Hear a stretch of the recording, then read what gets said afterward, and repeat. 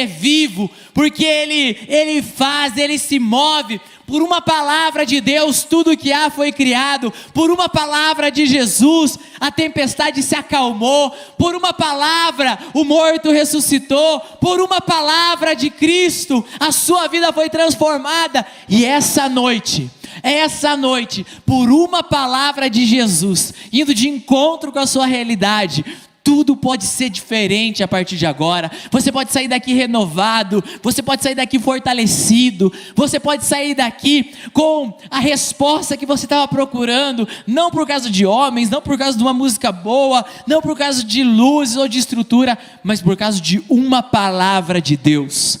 Tudo que eu e você precisamos é de uma palavra de Deus, porque Jesus, ele é o Verbo, e o Verbo se fez carne, e o Verbo habitou entre nós, e Ele está aqui essa noite, o Deus eterno, feito em homem, que morreu e ressuscitou, aquele que é a palavra, Ele está aqui essa noite. Amado, eu e você precisamos tocar nas vestes dele. Eu e você precisamos abrir nosso coração para ouvir, para receber a palavra de Deus. A palavra de Deus é capaz de mudar tudo que somos, tudo que temos. Amém? Esse foi só meu boa noite, tá?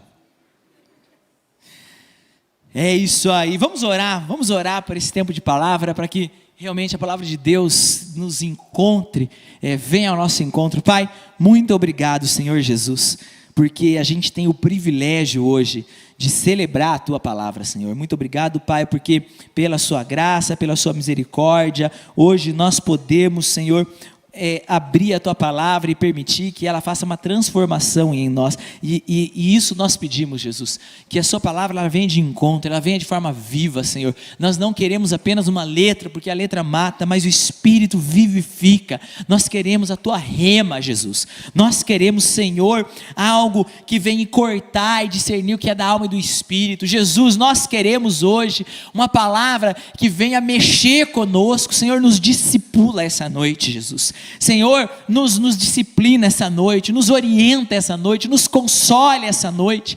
Pai, em nome de Jesus, que a Sua palavra venha de forma pessoal com cada um aqui. Repita comigo, diga: Senhor Jesus, que a Sua palavra venha de maneira pessoal comigo hoje, em nome de Jesus.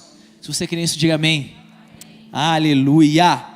Hoje nós estamos começando uma nova série de mensagens aqui na Rede Jovem, a série Mude, e nós vamos falar sobre como a palavra de Deus, como Deus, Ele expressa, através de quem Ele é, daquilo que Ele fala, da vida de Jesus, do relacionamento dEle para conosco, Ele expressa a Sua santidade. O nosso Deus é santo, e convém que eu e você, nós busquemos essa santidade, e a gente vai poder falar um pouco, desmistificar um pouco esse tema da santidade. A gente veio recentemente, no mês de julho, a gente veio com muitas ações evangelísticas. Quem sabe você está sentado aqui hoje e você acabou de chegar na Rede Jovem. Você foi convidado aí recentemente para vir com um amigo, talvez naquele dia do culto do batismo, um amigo seu veio se batizar, talvez algumas semanas atrás, quando a gente fez aquela festa de inverno aqui, você veio para cá, comeu nas barraquinhas, participou, ou você começou a frequentar uma célula, um amigo teu te chamou para ir numa casa para fazer um estudo bíblico,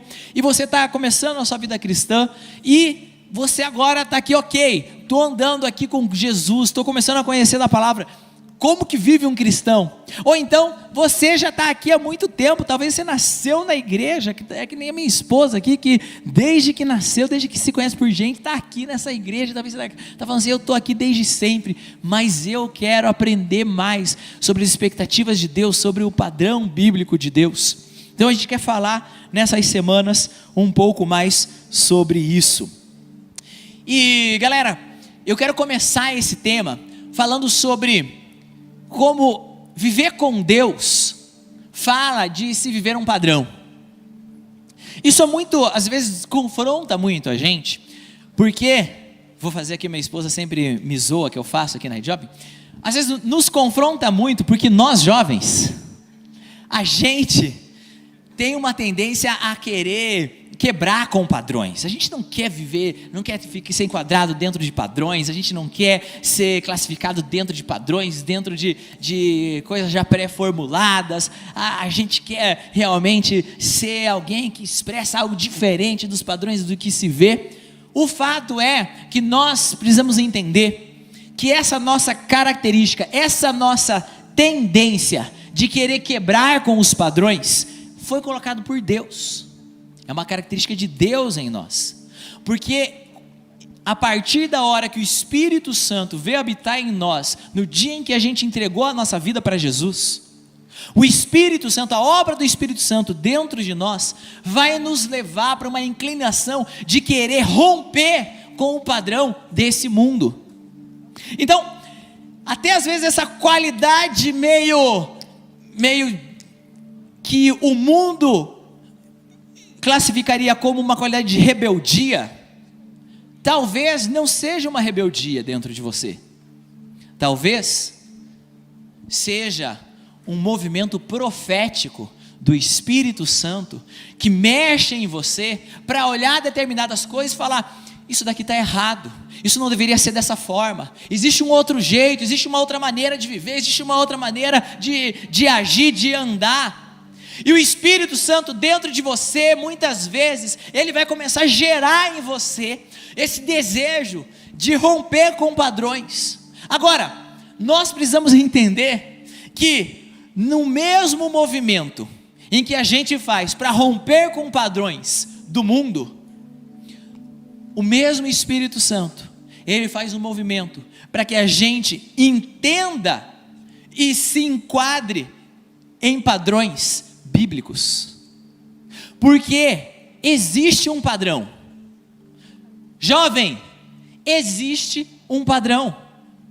No reino de Deus existe padrões, porque desde a criação foi assim, você foi criado para viver um padrão. Você foi criado para viver um padrão de vida. Lá em Gênesis 1:26, quando Deus vai criar o homem, Deus diz, façamos o homem à nossa imagem, segundo a nossa semelhança. Você foi criado de acordo com um padrão. Qual o padrão? O padrão de Deus. Você foi criado segundo o padrão de Deus, para seguir o padrão de Deus. Esse é o propósito da sua vida. Por isso eu e você precisamos não apenas entender que há um padrão, mas também nos esforçar em buscar um padrão, porque isso vai trazer sentido para as nossas vidas. Você conhece tanta gente que está ganhando o mundo, que está ali pegando a cartilha do jovem do mundão e está colocando o xizinho em todas as caixinhas. E cada vez, quanto mais ele se enquadra no padrão do mundo, menos sentido a vida dessa pessoa faz, mais perdida ela se sente. Por quê? Porque ela foi criada para seguir um padrão, mas de fato ela foi criada para seguir o padrão da imagem de Deus. 2 Coríntios 5:17 fala que em Cristo as coisas velhas se passaram. Agora, a palavra de Deus não para aí. Não basta apenas as coisas velhas se passarem. Amados, não basta eu apenas chegar na igreja. O dia que eu cheguei na igreja, o dia que eu entreguei a minha vida para Jesus, esse não foi o fim da minha carreira, mas foi o início. As coisas velhas se passaram e eis que tudo se fez novo.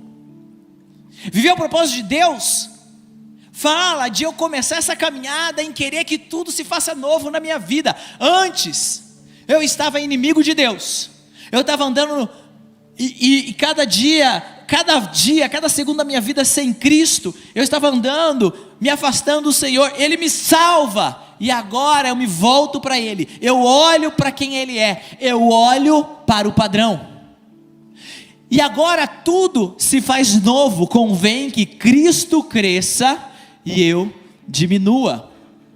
Portanto, a caminhada cristã existe para ser um movimento onde eu intencionalmente, preste atenção nisso, onde eu intencionalmente, correspondendo a essa obra que o Espírito Santo faz em mim, eu vou dando passos em direção ao padrão, que é Cristo, e as coisas novas vão se fazendo na minha vida, e Cristo vai crescendo em minha vida, e eu vou diminuindo. Ele nos livrou do poder das trevas e nos transportou para o reino do Filho do seu amor, em quem temos a redenção pelo seu sangue. Colossenses 1, 13 e 14. Ele nos transportou para onde? Para o reino do seu amor. Muitas vezes a gente vê esse texto e a gente se apega que é um reino de amor. E fala isso, eu quero o amor de Deus, e eu mergulho no amor de Deus, e muitas vezes a gente tem uma facilidade em receber esse aspecto do amor de Deus, e é muito bom. Quantos amam mergulhar no amor de Deus? É bom demais, como é bom ter um Deus que nos ama, é tão gostoso andar com o Senhor, sabendo o quanto Ele nos ama, e que a gente pode viver debaixo desse amor, e Ele nos salvou para isso. Agora nós também precisamos entender que esse amor, ele é um reino de amor, e o reino, ele não é uma democracia. Irmão, presta atenção aqui em mim, eu e você fomos salvos para vivermos o reino de Deus. Um reino não é uma democracia. Isso é muito conflitante com a nossa cultura, né? A gente está numa sociedade e às vezes a gente foi criado para ter uma cosmovisão de democracia, mas o reino de Deus, ele é um reino, não é uma democracia. Ou seja, eu não escolho viver por aquilo que é mais popular. Não se abre uma votação para definir, ok, vamos decidir os nossos padrões morais. Quem aqui se sente confortável em vivendo dessa maneira, levanta a mão. 1, 2, 3, 4, maioria. A partir de agora é dessa forma que a gente vai viver a nossa moral. Porque, não, amados, eu e você, nós fomos salvos para o reino de Deus. Repita comigo, diga reino. E o reino, ele tem um rei. Esse rei é Jesus. Ele está sentado no seu trono e ele reina, ele governa com um cetro de justiça.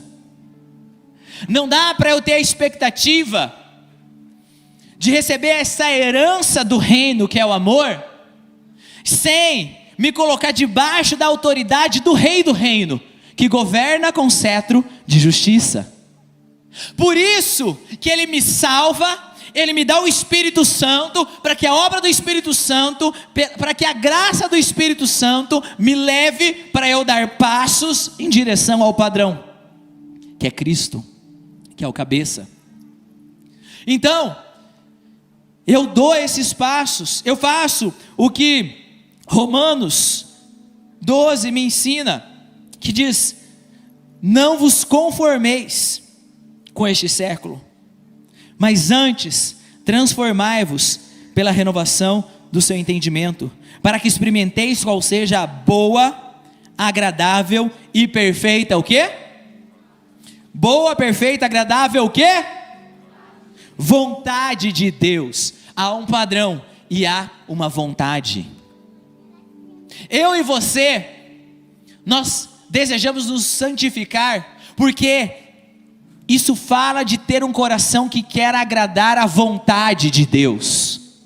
O nosso Deus, ele tem uma vontade, e é nosso papel como filho. Você foi projetado como filho para agradar o coração do seu Pai Celestial. Por isso nós daremos passos práticos para entender, para compreender. Nós vamos estudar a Bíblia, nós vamos gastar tempo em oração, para entender qual é esse padrão, para entender qual é a vontade do Pai, e fazer a vontade do Pai. Esse é o padrão, esse é o modelo de Jesus. Quando Ele nos ensina a orar, quando Ele foi te ensinar a orar, Ele olha e Ele fala: Pai nosso que está no céu, santificado seja o teu nome, venha o teu reino, e seja feita a tua vontade, aqui na terra, como ela é feita no céu. Esse reino que tem um rei, que governa com um cetro de justiça, No céu, essa vontade ela é feita a todo tempo. E Jesus nos ensina que a gente deve orar, que a gente deve desejar. Ele está te empurrando a você falar assim, ó, eu desejo fazer a vontade de Deus aqui na terra, da mesma forma que ela é feita no céu. Fazer a vontade fala de ação. Fala de uma ação que parte de um sujeito. Então, eu vou ter esse desejo, eu vou ter essa sede, essa fome, em fazer a vontade, em fazer aquilo que é o padrão do reino. Portanto, buscar a santidade não será debaixo mais de um jugo de regras. Essa é a diferença, amigos, da antiga para a nova aliança. Não fala, a diferença da antiga para a nova aliança não fala que antigamente existia um padrão e na nova aliança não tem mais padrão, virou democracia, escolham o que querem fazer. A diferença é que o que a lei dizia que eu deveria fazer, o evangelho me promove a fazer. O que a lei exige de mim, a graça da obra de Cristo na cruz, me capacita a ocupar esse lugar. Não mais faço por mim mesmo, mas Cristo em mim opera tanto o querer quanto o realizar. Isso não fala dos dias que a gente está apenas dos dias que a gente está aqui no culto adorando.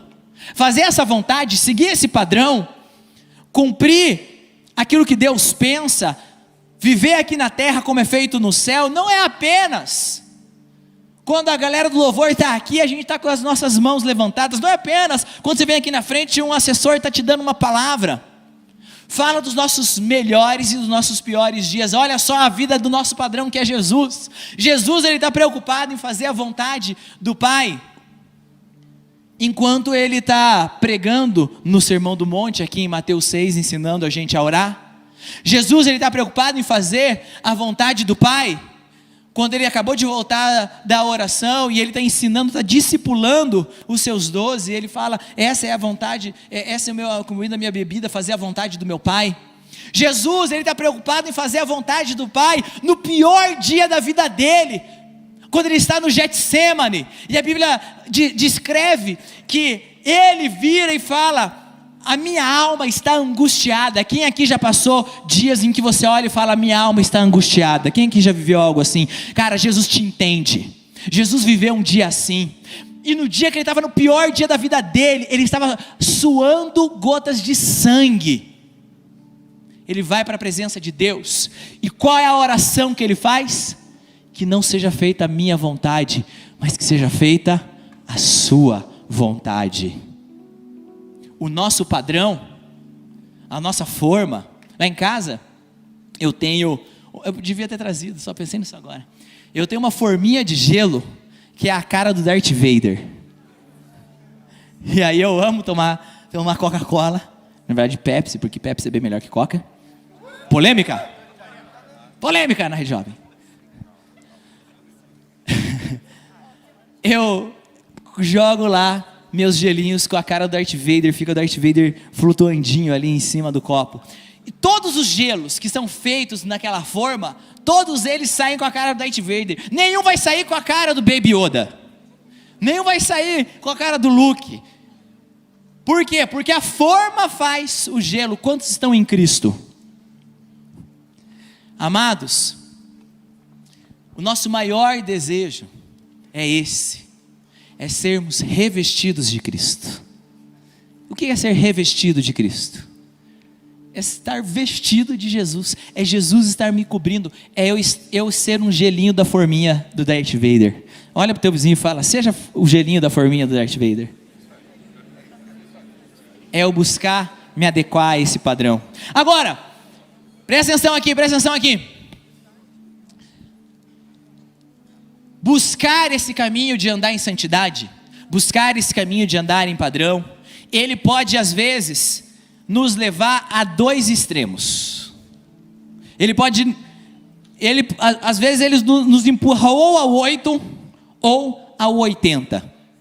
Mas esses dois pontos não sou eu que vou falar para vocês. Eu tenho um convidado especial que vai falar esses 2 pontos para vocês. E você vai preparar a sua palma, porque eu chamei o Pedro aqui hoje para me ajudar na minha palavra. Então recebam aqui o Pedro, que vai vir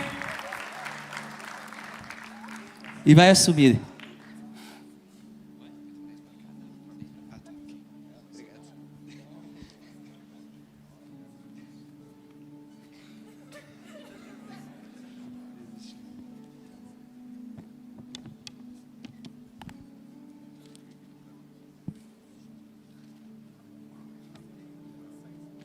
Caiu o que estava marcando. Tudo bom, gente? Acho que a gente vai continuar na mesma palavra. A gente vai tratar um pouco mais dessa santidade agora. E a gente vai falar principalmente de 2 perspectivas dela, que são 2 lados opostos para os quais a gente cai na hora de tentar achar o padrão de Cristo. E nenhum deles é certo. E é sobre isso que a gente vai falar. A gente vai falar sobre a libertinagem e o moralismo, que são os 2 extremos dessa caminhada de tentar achar um padrão, e a gente vai entender por que os 2 estão errados e como fugir deles. Então, nosso primeiro ponto, que no caso é o segundo da palavra, vai ser nos afastando da libertinagem. Se você puder projetar, 1 Pedro 1, 14 a 16. Calma. Opa, é isso aí.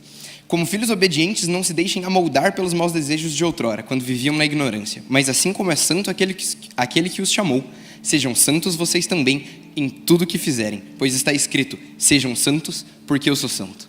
Então, aqui, a gente já consegue enxergar que santidade é um mandamento. E Pedro, ele é bem claro quando ele fala isso, e o que ele quer dizer aqui com o pois está escrito sejam santos porque eu sou santo, não sou eu que estou falando isso, quem está falando isso é Deus. Então, se a gente pegar, Levítico repete algumas vezes isso, essa ordem de Deus para o povo se santificar, porque o povo pertence a Deus e Deus é um Deus santo. Então, vamos explicar um pouco do que é libertinagem. Libertinagem, ela é um caminho que ela é oposto à santidade. A gente tem 2 caminhos, a gente pode ir para frente ou para trás, a santidade está na frente, a libertinagem ela é o completo oposto.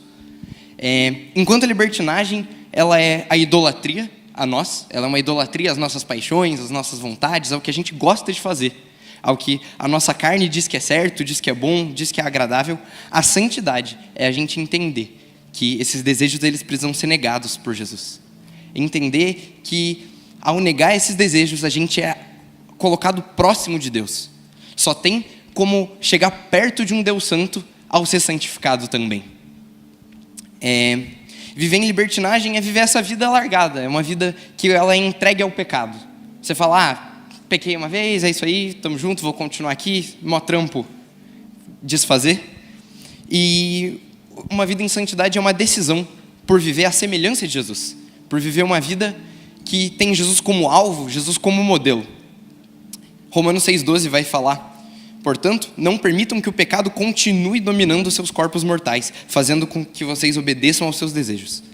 A obediência aos nossos desejos, a libertinagem, é marca de uma vida que é escravizada e dominada pelo pecado. E a gente muitas vezes pode pensar, mas a libertinagem ela é boa, pô. Eu posso fazer tudo o que eu quero e isso é legal, mas uma vida entregue à libertinagem ela é necessariamente ruim. Porque uma vida entregue à libertinagem é a vida de um homem que rejeitou a Deus. E quando o homem rejeita a Deus, Deus faz uma coisa, que é entregar o homem às vontades do próprio homem. Ele fala, ok, você não quer, você me conhece, você sabe o que é certo, mas você quer fazer diferente, está tudo bem, eu não vou te impedir. E esse é o pior juízo que Deus podia dar. A nossa inclinação para o mal ela é tanto a causa como a consequência. Ela causa o nosso afastamento de Deus, mas ela é consequência do nosso afastamento de Deus também. Deus fala, tá bom, faz o que você quer. É justamente isso que Paulo fala em Romanos 1. Ele fala sobre homens que, conhecendo a Deus, não o glorificaram e cederam à idolatria. E por isso eles foram entregues às próprias paixões. Ok, a gente já entendeu o porquê libertinagem é ruim. Mas agora a gente precisa entender porque a santidade é a opção correta. A santidade é a opção correta porque Deus quer. Olha só, parece uma desculpa Quando a gente não quer justificar as coisas, choveu porque Deus quis, isso aconteceu porque Deus quis, mas não é bem isso. É a vontade do coração de Deus, é uma vida afastada da libertinagem. 1 Tessalonicenses 4, 3-5, e depois o versículo 7, se puder projetar também, vai falar o seguinte: a vontade de Deus é que vocês sejam santificados, abstenham-se da imoralidade sexual, cada um saiba controlar o seu próprio corpo de maneira santa e honrosa, não dominado pela paixão de desejos desenfreados como os pagãos que desconhecem a Deus. Porque Deus não nos chamou para a impureza, mas para a santidade. A gente entende que Deus odeia a libertinagem, Deus odeia uma vida de pecado, Deus odeia o pecado, Deus não consegue coabitar com o pecado. Mas a gente entende que mais do que isso, Deus chama a gente para ser santo. E é algo que, de novo, a gente tem duas opções. A gente tem a opção de corresponder a esse chamado, ou a gente tem a opção de negar ele e ser entregue aos próprios desejos. Eu conheço o meu coração, mais ou menos. Mas a Bíblia fala que o coração é enganoso, que a doença dele é incurável, em Jeremias, se eu não me engano. E eu não quero ser entregue ao meu próprio coração. Eu não quero negar essa vida difícil, que é uma vida de viver em santidade, e escolher ser entregue a algo que é enganoso. Mais do que isso, viver em libertinagem, ela não é uma opção para o cristão. Se você crê em Jesus, se você ama Jesus, para começo de conversa, você obedece os mandamentos dele. João 14, 21. Mas mais do que isso, Hebreus 12, o autor de Hebreus, em Hebreus 12, 13, a partir do versículo 14, ele começa a falar sobre um jeito de honrar Deus, uma vida que honra a Deus. E ele começa a dar várias instruções para uma vida que glorifica o nome de Deus, uma vida que é condizente com o sacrifício de Jesus. E a primeira instrução dele, ela é 2 em 1, é para que a paz entre os irmãos seja mantida, mas para que nós vivamos em santidade, porque sem santidade ninguém verá a Deus. Eu não quero viver essa vida sabendo quem Deus é, para chegar um dia e eu nunca poder ver esse Deus. Quão pesado isso é, quão profundo isso é. Você conhece o Senhor e conhecendo o Senhor você entende que Ele é 100% bom e que Ele é 100% poderoso. Mas você escolhe seguir o seu coração. E seguir o seu coração é a certeza de que você não verá a Deus. Eu não quero correr nem esse risco. Eu corri mais do que eu devia, então eu vou falar bem devagar, que é a velocidade normal. Eu falo um pouco rápido, então o meu devagar eu acho que é o normal. Então aqui a gente entendeu que, caraca, libertinagem é o oposto da santidade. Então eu preciso seguir toda a lei agora. É isso. Se a libertinagem me afasta de Deus, seguir a lei vai me salvar. E também não é bem assim. Esse é outro caminho, que ele é... Ok, eu falei que um era para frente, um era para trás, mas não é bem assim. Imagina que dividiu em 3, é oposto, mas... Então, porque o outro caminho é o moralismo, ou o legalismo. E ele também é oposto à santidade. Ele é o completo oposto da libertinagem, mas ele também não leva a uma vida de santidade. Ele é uma forma que muitas vezes, para quem é crente há mais tempo, para quem cresceu na igreja, é uma forma que a gente não vê, que o nosso coração adotou.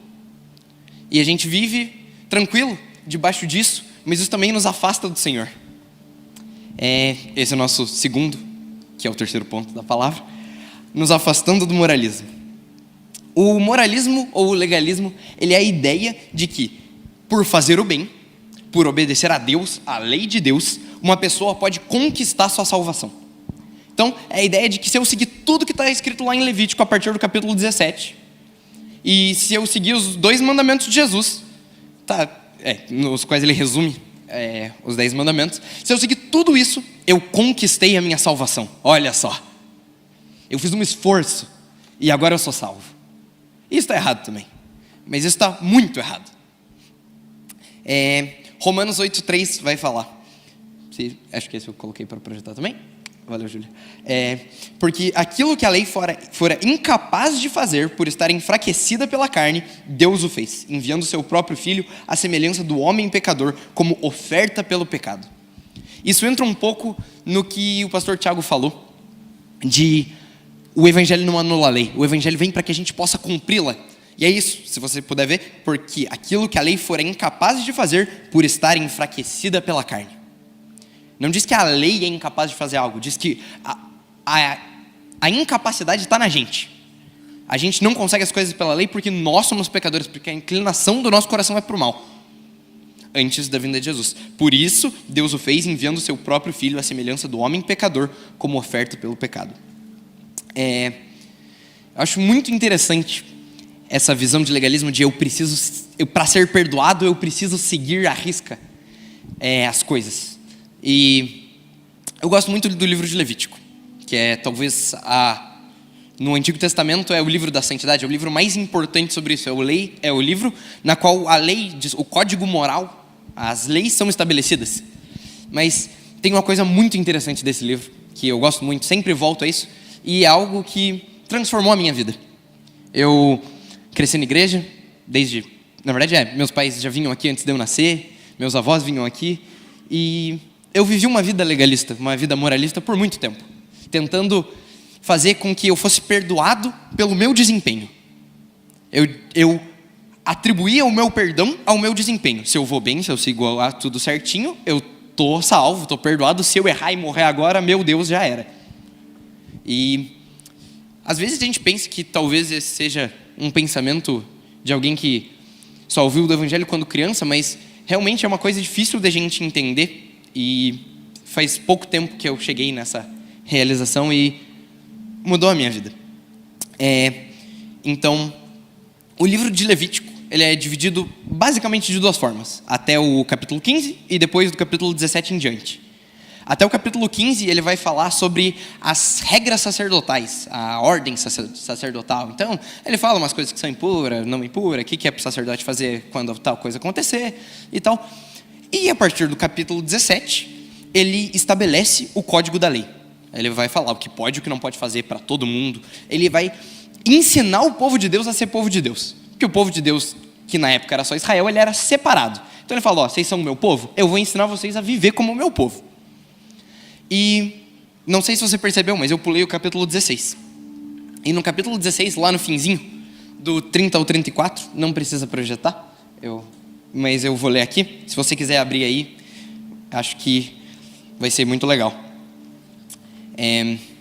Então, Levítico 16, 30 a 34 fala: porquanto nesse dia se fará propiciação por vocês. Propiciação é uma expiação, é para vocês serem perdoados, para purificá-los. Então, perante o Senhor, vocês estarão puros de todos os seus pecados. Este lhes será um sábado de descanso, quando vocês se humilharão. É um decreto perpétuo. O sacerdote que for ungido e ordenado para suceder seu pai, como sumo sacerdote, fará a propiciação. Porá as vestes sagradas de linho e fará propiciação pelo lugar santíssimo, pela tenda do encontro, pelo altar, por todos os sacerdotes e por todo o povo da assembleia. Esse é um decreto perpétuo para vocês. A propiciação será feita uma vez por ano por todos os pecados dos israelitas. E tudo foi feito conforme o Senhor tinha ordenado a Moisés. Então, o que acontece é que é um dia que Deus estabelece para o povo ser perdoado. Mas nessa época, quando esse dia foi estabelecido, ainda não existia a lei de santidade. O código de santidade ainda não existia. Deus perdoa o povo antes mesmo que o povo consiga saber quais são os pecados dele. Deus pega e ele diz para o povo: você ainda não sabe qual é o seu pecado, mas eu sei e eu já te perdoo por isso. E a lei ela é muito importante. Não deixe que o que eu estou falando te faça pensar o contrário. Mas ela é importante porque ela mostra como a gente devia viver. Mas não é ela que nos salva. A lei ela serve para apontar quais são os nossos pecados, para apontar o que a gente precisa mudar. Mas não é a nossa mudança que nos salva. Romanos 3, 20 vai falar: portanto, ninguém será declarado justo diante dele, baseando-se na obediência à lei, pois é mediante a lei que nos tornamos plenamente conscientes do pecado. O que a lei faz com a gente é falar: tá vendo isso aqui no seu coração que você não consegue discernir? Isso é pecado. Isso que você está sentindo é pecado, isso que você está fazendo é pecado. Você precisa mudar. Mas não é. Na verdade, eu nem consigo mudar tudo. Mas ainda que eu conseguisse, não era isso que ia me salvar. Justamente antes da lei ser apresentada, antes da lei nos ser apresentada, a gente se encontra com a graça de Deus, que nos perdoa não porque a gente é santo. O perdão de Deus para nós, por meio do sacrifício de Jesus, não nos perdoa porque a gente é santo. Ela nos perdoa para que a gente possa ser santo. Só dá para ser santo alguém que já foi perdoado. E é isso que aquilo do livro de Levítico está falando. Deus fala: você não vai conseguir ser santo se você não tiver relacionamento comigo. Você não vai conseguir ser santo se você não sentar à mesa comigo, se você não me conhecer. E para isso eu te perdoo, porque só alguém que é perdoado pode conhecer a Deus. Só alguém que tem um encontro com essa graça pode olhar para Deus e falar que conhece Ele, que sabe quem Ele é. Uma vez que a gente é perdoado, a gente pode entender o que a gente pode fazer para ser santo. E a gente pode entender o que é a verdadeira santidade.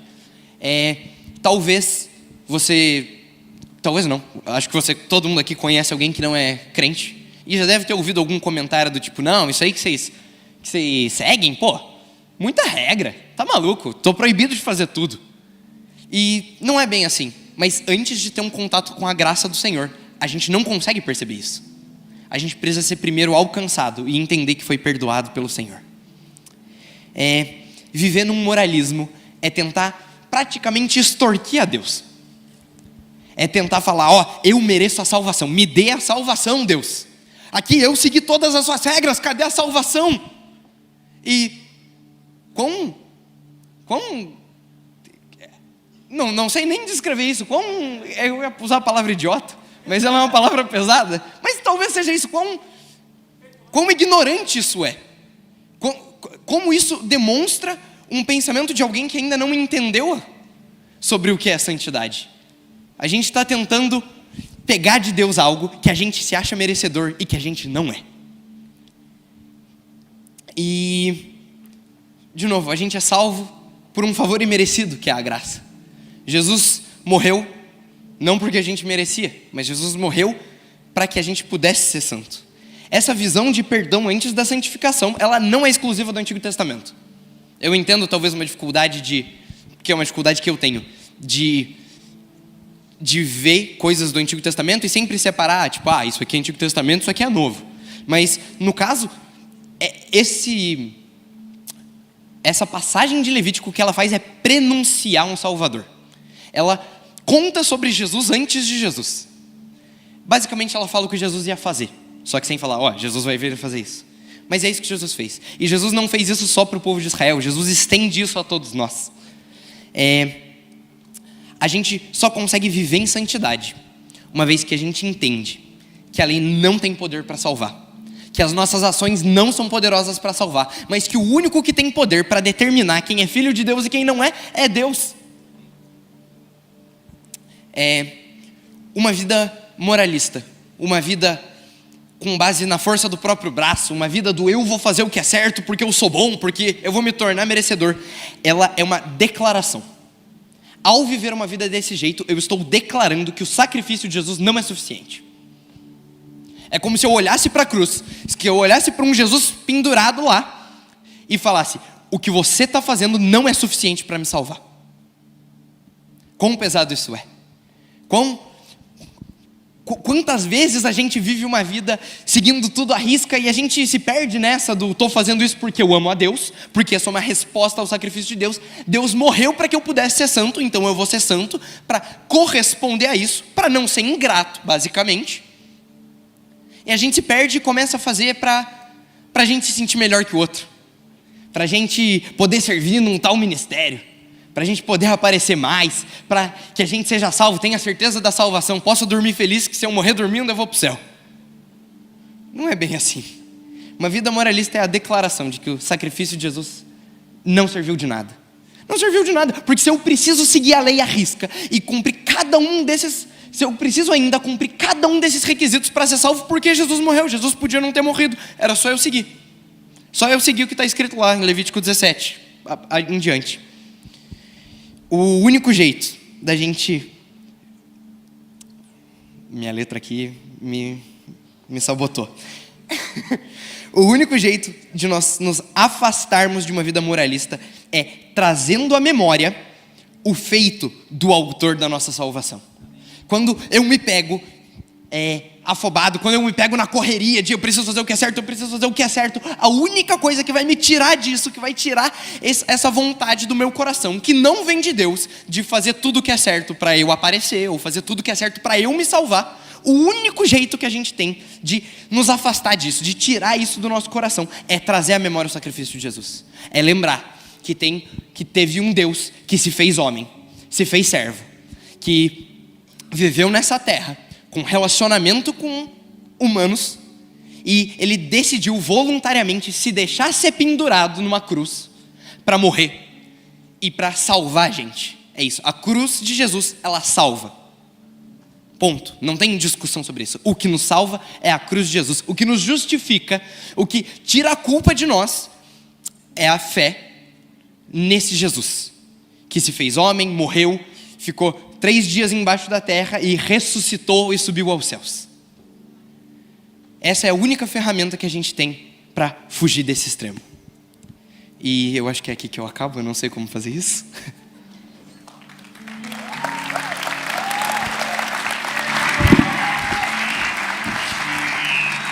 Muito bom. Ok, então esse caminho de santidade, ele não foi criado para que eu trilhe na direção da libertinagem, ele não existe para que eu trilhe na direção do moralismo. Então qual é a direção que eu vou trilhar? Qual é o sentido? Em que sentido eu vou andar? Eu vou andar no sentido do relacionamento com Jesus. 2 Timóteo 2,19 fala o seguinte: entretanto, o firme fundamento de Deus permanece, tendo este selo: o Senhor conhece os que lhe pertencem, e mais, apartem-se da injustiça de todo aquele que professa o nome do Senhor. Versículo 22, foge outro sim das paixões da mocidade, segue a justiça, a fé, o amor e a paz com os que de coração puro invocam o Senhor. Eu vou andar nesse caminho de purificação, de santificação, porque bem-aventurados os puros de coração, porque eles verão a Deus. Eu quero ver Deus, eu quero conhecer a Deus, e mais, eu quero me revestir de Cristo, porque esse caminho de lutar contra as minhas próprias paixões, esse caminho de lutar contra os meus impulsos para o pecado, eles vão me conduzir por um caminho de conhecer mais a Jesus, de forma prática. Cada vez que eu contesto os meus próprios pecados, eu olho para Cristo e eu tenho relacionamento com Jesus. Volte e meia eu conto aqui que toda quinta-feira eu jogo um futebolzinho. Não antes de ontem, na quinta-feira anterior, a gente estava jogando nosso futebol lá, ele é bem equilibrado e tudo mais.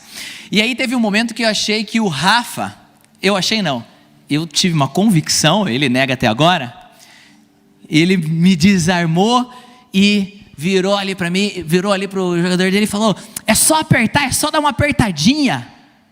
Eu fiquei muito bravo na hora, falei: olha só que metido, só porque tirou a bola de mim, falei: é só apertar, só uma apertadinha, é fácil tirar a bola de mim, eu sou um perna de pau, eu sei disso, mas não precisa me expor dessa forma. Uns 2 lances para frente, ele estava com a bola, eu fui chegar para fazer uma pressão, ele chutou errado, deu escanteio para a gente e eu virei um pavão.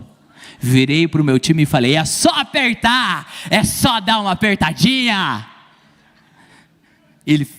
Ele com o nível 18 vezes maior do que eu, em 5 minutos ele roubou 3 bolas de mim, fez 3 gols no meu time, virou para mim e falou: é só dar uma apertadinha. Mas depois eu fui para casa com aquilo. No dia seguinte eu estava aqui na sala de oração e eu comecei a sondar o meu coração, por que eu tive aquela reação? Por que eu reagi daquela forma? Por que eu tive aquela tendência em tentar, provar que eu não sou pior, que eu sou melhor?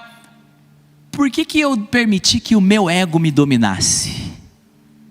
E quando eu confronto os meus pecados, eu permito ter relacionamento com Jesus. O Senhor me leva para a palavra dele, o Senhor me mostra como ele me convida: vinde e aprendei de mim, que sou manso e humilde de coração. Ele começa a me mostrar quais são as raízes que me levam todas as vezes, que não acontece só no futebol de quinta. Acontece quando a minha esposa, ela aponta algo e ela está certa e eu estou errado, e eu continuo me defendendo, tentando defender o meu ego, o meu orgulho, para tentar fazer com que ela esteja errada e não eu. Isso acontece quando eu estou no meu ambiente de trabalho, os meus colegas de trabalho que são pastores, eu fico tentando defender o meu ponto, para não tentar parecer que eu sou um pastor menor do que eles. E o Senhor começa então a me mostrar, e eu percebo que andar por um caminho onde se busca a santidade é um atalho para ter um relacionamento mais próximo com Jesus. E aí a gente volta lá no início da nossa palavra, Gênesis 1:26, e disse Deus: façamos o homem a nossa imagem, a nossa semelhança. E o Senhor cria o homem para ter relacionamento com ele. A nossa busca por um padrão bíblico vai nos conduzir a cumprirmos o nosso propósito bíblico, de sermos criatura de Deus, filhos de Deus, que buscam um padrão de se relacionar com o Pai. Eu e você vamos nos levantar como jovens que buscam ser padrões dos fiéis, porque nós não queremos viver na libertinagem, mas nós não vamos andar nisso com uma motivação de moralismo. Nós vamos andar caminhando, ser padrão dos fiéis na palavra, no procedimento, no amor, na fé e na pureza, porque ao fazermos isso, nós vamos nos relacionar com o nosso Pai, com o nosso Criador, com o nosso irmão, o Filho primogênito, Jesus Cristo. Fica de pé no seu lugar. E no final das contas, irmãos e irmãs, é disso que se trata. No final das contas, se trata de estarmos próximos de Jesus. No final das contas, se trata de relacionamento. Ao fim do dia, o que mais importa é essa inclinação de estarmos sentados à mesa com Jesus enquanto Ele parte o pão, e sermos mais um desses, nos lembrando da obra que Ele fez por nós e nos conectando a Ele. Talvez você está aqui essa noite e você fala: puxa, pastor, a minha vida até agora, ela não tem sido um caminho de busca da santidade.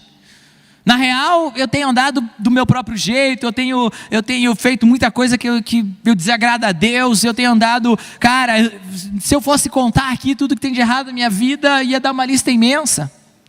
Quem sabe você está aqui e você fala assim: puxa, pastor, olha, eu até já andei com Deus, mas em algum momento eu me afastei, eu peguei o caminho da libertinagem, eu peguei o caminho do moralismo, eu peguei o meu próprio caminho, mas eu não tenho mais andado perto de Deus, cara. Eu estou longe de ver esse padrão bíblico. Quem sabe você está aqui hoje e você nunca fez uma oração dizendo: eu entrego a minha vida para Jesus e eu declaro Ele o Senhor e Salvador da minha vida. Saiba, todo o ponto do que a gente está falando aqui aponta para nós, filhos de Deus, termos um relacionamento com Deus. Então hoje eu quero te convidar a você tomar uma decisão dizendo assim: olha, eu quero ser chamado filho de Deus. Eu não quero mais andar os meus próprios caminhos. Eu escolho andar esse caminho que vai para me levar para perto de Jesus. Então eu quero convidar todos que estão aqui no salão, se você pode, abra suas mãos e feche seus olhos.